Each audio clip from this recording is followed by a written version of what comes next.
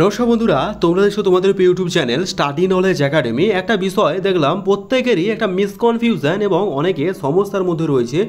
আমি বিশেষত আজকে পিএসসি ক্লার্কশিপ, পিএসসি মিসলেনিয়াস বা আপকামিং যারা পিএসসি এক্সামে দিতে চলেছো বা পিএসসি ক্লার্কশিপ যেটা 16 এবং 17 তারিখে কন্ডাক্ট হয়েছিল পুরো রাজ্য জুড়ে 2024 সাল, এবং পিএসসি মিসলেনিয়াস সেপ্টেম্বরে যেটা কন্ডাক্ট হয়েছিল, সেই সেপ্টেম্বরে কন্ডাক্ট হওয়া অনেকের একটা কাস্ট সার্টিফিকেট নিয়ে প্রবলেম হচ্ছে, সেটা নিয়ে আলোচনা করব। এবং রিভাইজ যে অ্যান্সার কি ক্লার্কশিপে, সেটা নিয়ে আজকে আলোচনা করব আজকের ভিডিওর মাধ্যমে। মেনলি আজকের ভিডিওর যে টপিক সেটা হচ্ছে ইডাব্লিউ সার্টিফিকেট নিয়মে।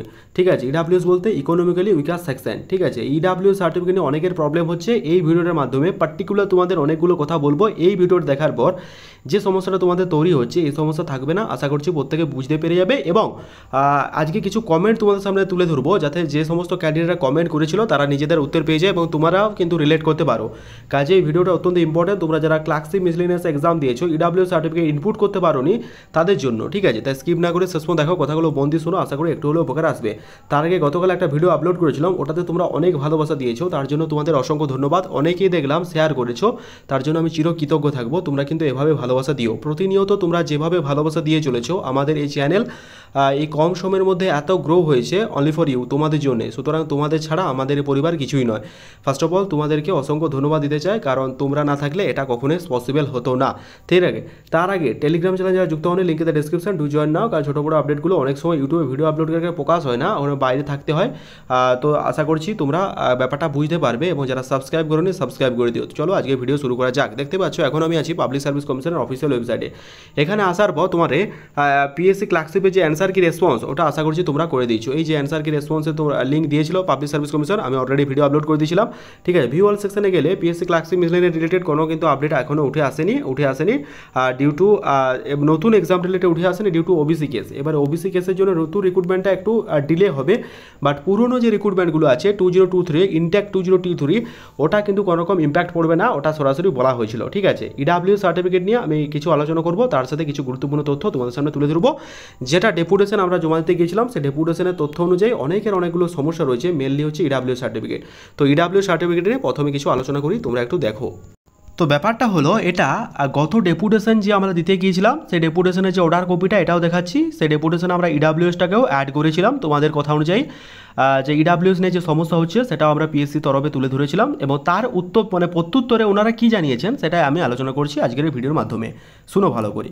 ইডাব্লিউ সার্টিফিকেট নিয়োগের কোন সময়গুলিতে প্রয়োজন হবে সেই বিষয়ে অনেকের প্রশ্ন করেছিলেন। অবশ্যই ওনারা স্পষ্টভাবে জানান, ফর্ম পূরণে শেষ তারিখের আগের সময় সার্টিফিকেট সহ যত বছর ধরে নিয়োগ চলবে, অর্থাৎ ডকুমেন্ট ভেরিফিকেশন পর্যন্ত প্রত্যেকটা ফিনান্সিয়াল ইয়ারের ইডাব্লিউ সার্টিফিকেট লাগবে। অন্যথায় পরীক্ষার্থীরা জেনারেল হিসাবে গণ্য হবে, প্রত্যেকের পরীক্ষায় ইডাব্লিউএসের 10% সংরক্ষণ থাকবে এবং ইডাব্লিউএস আলাদা কাট অফ হবে। এবার আসি, তোমরা যারা ডিউরিং ফর্ম ফিল আপের সময়, যারা একটা ভালো করে মন দিয়ে শুনো, ডিউরিং ফর্ম ফিল আপ যারা ইডাব্লিউ সার্টিফিকেট দিয়েছিলে ইকোনমিক্যালি উইকার সেকশন, তারাই কেবলমাত্র এলিজিবল হবে ইডাব্লিউ সার্টিফিকেটের বেনিফিট পাওয়ার জন্য। কারণ ওখানে একটা নাম্বার পুট করতে বলা হয়েছিল, সেই নাম্বার তোমরা যদি পুট করেছিলে এবং তোমরা যদি সেখানে EWS are you belong category for EWS, ওখানে তোমাকে ইয়েস করতে হয়েছিল। তো ইয়েসের পোর্শনটা তুমি যদি ক্লিক করেছিলে, then you can obviously EWS হিসাবে ট্রিট হবে, আদারওয়াইজ তুমি জেনারেল হিসাবে ট্রিট হবে। তোমার যদি এখন সার্টিফিকেট বানাও, সেই সময় ছিল না, তাহলে কোনো রকম কোনো দাম নেই। আর একটা ইডাব্লিউ সার্টিফিকেট এমনটা নয়, যতক্ষণ না ভেরিফিকেশন হচ্ছে প্রতি ফিনান্সিয়াল ইয়ারে তোমাকে লাগবে। নতুন ফিনান্সিয়াল ধরো যখন তোমরা ফর্মটা ফিল আপ করেছিল, সেই সময় হচ্ছে 2023-24 ফিনান্সিয়াল ইয়ারে তোমার লাগবে। ঠিক আছে, ইডাব্লিউ সার্টিফিকেট তখন তোমরা যেমন লিখেছো, এবারে তোমাদের 24-25 হলো, এবার 25-26। ঠিক আছে, ডিউরিং ভেরিফিকেশন যতদিন চলবে 26-27, এটা কিন্তু লেগেই যাবে। ঠিক আছে, বারবার লাগবে, মানে একবার দিয়ে দিলাম আমার কাজ শেষ, এই ব্যাপারটা কিন্তু মোটেই নয়। ঠিক আছে, আর একটা অনেকে কমেন্ট করেছিল, আমি সেন্ট্রালের ইডাব্লিউএস করেছিলি, স্টেটের করা হয়নি, তো এটা কি কাজে লাগবে? তো দেখো, এটা যেহেতু স্টেট এক্সাম, সুতরাং স্টেটের এক্সামটা স্টেট রিলেটেড ইডাব্লিউ সার্টিফিকেটের সবদিকে গ্রহণযোগ্য, যেটা এনএক্সআর সিতে লেখা আছে। তোমরা কিন্তু একটু দেখো, ইডাব্লিউএসের দুটো ভাগ, এনএক্সআর সি, এনএক্সআর ডি। সিটা মেনলি ফর ওয়েস্ট বেঙ্গল, মানে তোমার স্টেটের জন্য, আর এনএক্সআর ডি ফর সেন্ট্রালের জন্য।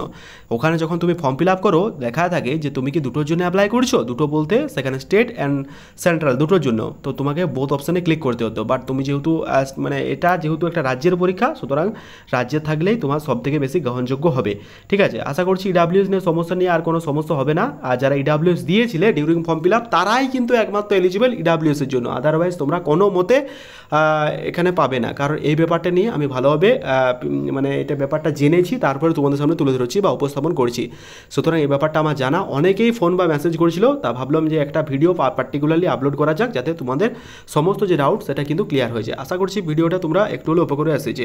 ঠিক আছে, এরপরে আরেকটা যেটা হচ্ছে fire operator West Bengal forest guard এবং অডিট অ্যাকাউন্ট সার্ভিসের পরীক্ষাগুলো শূন্যপদ অনুযায়ী হলেও শূন্যপদ নিয়োগ করতে চাই, রিকোয়েস্ট এখন আসেনি। Fire operator West Bengal forest guard পরীক্ষা দুটি প্যাটার্ন সংক্রান্ত কাজগুলো অ্যাসিস্ট্যান্ট সেক্রেটারি স্যার প্রায় সেরে ফেলেছেন বলে জানান। মানে এটা যে পরীক্ষার প্যাটার্ন সেটা জানে, মানে সেরে ফেলেছেন, কিন্তু ওবিসি মামলার জন্য এই সমস্ত পদ্ধতিগুলো একটি আটকে আছে।